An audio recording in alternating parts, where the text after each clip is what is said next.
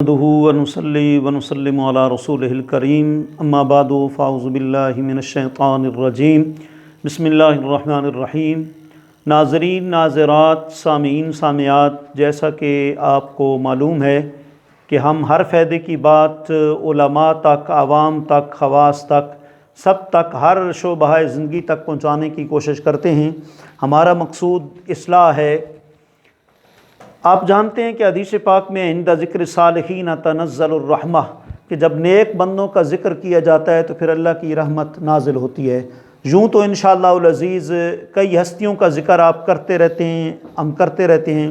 جیسا کہ آپ کو معلوم ہے کہ ہمارے استاذ محترم امام المحققین والمدققین عصر حاضر کے عظیم محدث اور محقق قبلہ علامہ استاذ مولانا محمد عبدالرزاق پترالوی خطابی رحمۃ اللہ تعالیٰ علیہ کا ذکر خیر ان کے انتقال کے موقع پر ہم نے بڑی تفصیل کے ساتھ استاذوں کے حالات اور خدمات جو ہیں وہ بیان کی۔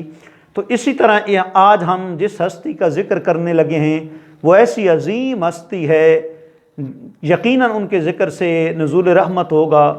وہ ہستی ایسی عظیم ہستی دنیا سے رخصت ہوئی ہیں کہ اس وقت دنیا اسلام کے اندر کوئی ایسا مرکز اسلام نہیں جس میں بالواسطہ یا بلا واسطہ ان کے تلامذہ، ان کے شاگرد، ان کے خلفاء موجود نہ ہوں۔ میری مراد ہے عصر حاضر کے وہ عصر حاضر کے عظیم محدث، محقق، مدرس، جن کی شاید اس صدی میں مثال ملنا مشکل ہو۔ ہم بھی ان کے بلا واسطہ تو نہیں، لیکن بالواسطہ ہم بھی ان کے تلامذہ میں شامل ہیں۔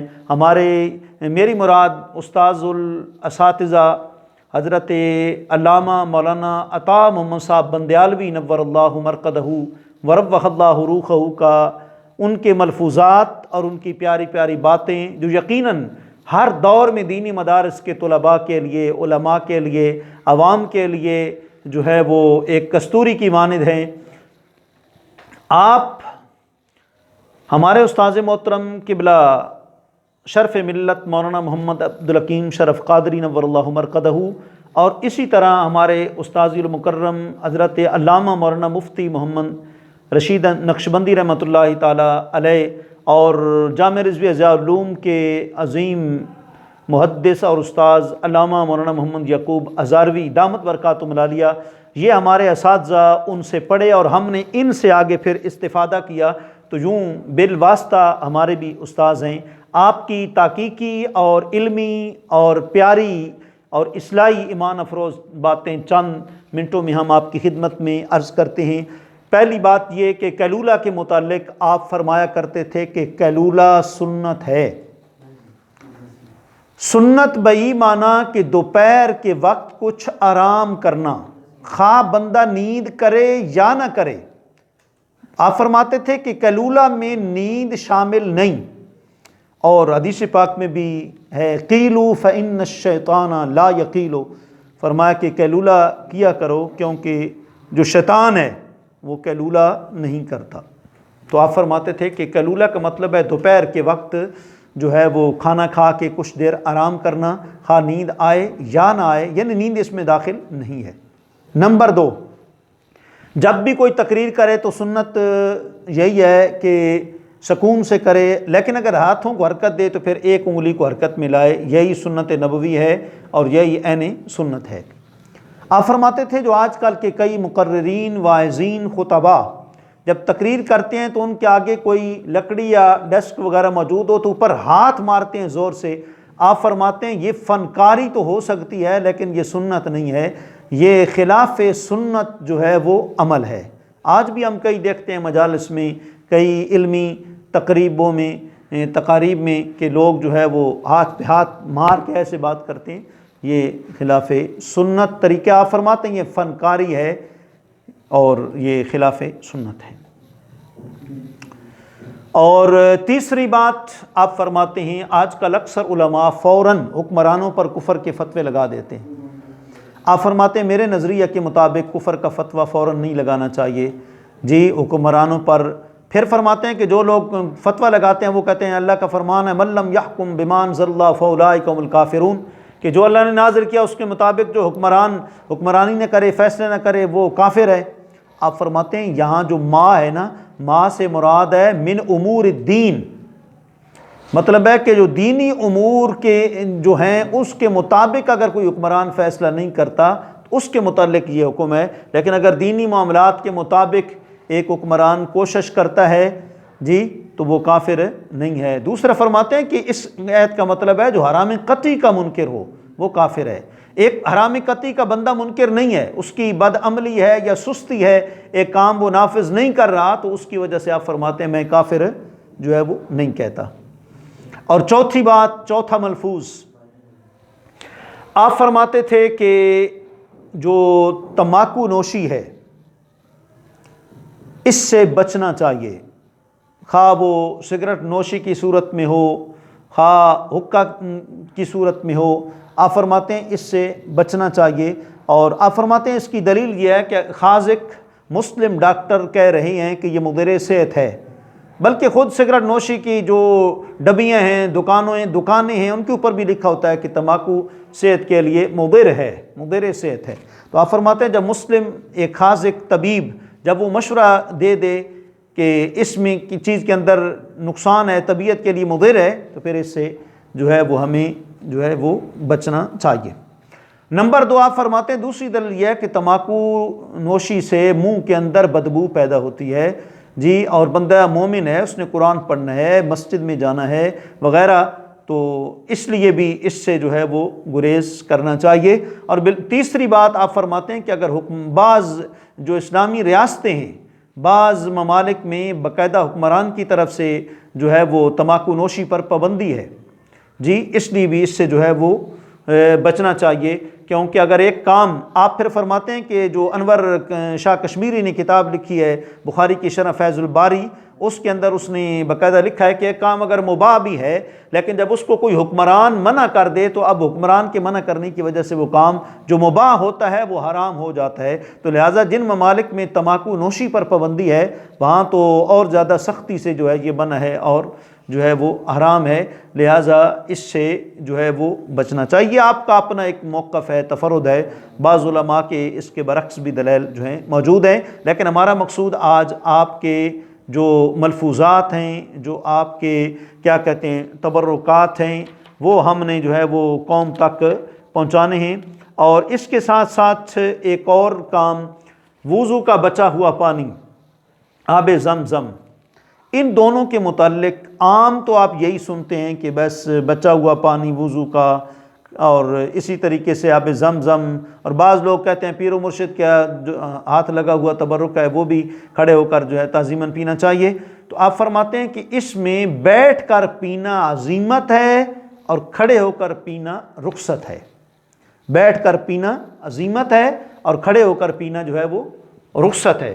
اور آپ فرماتے ہیں اس کی وجہ یہ ہے کہ آقا علیہ الصلوۃ والسلام نے ایک موقع پر فشرب وهو قائم، ترمذی کے اندر روایت موجود ہے، حضور نے پانی پیا جو ہے آب زمزم اور کھڑے ہو کر آپ نے پیا، اس لیے آپ فرماتے ہیں بیٹھ کر پینا جو ہے وہ عزیمت ہے اور کھڑے ہو کر پینے کی جو ہے وہ رخصت ہے۔ یہ آپ نے موقف اختیار کیا۔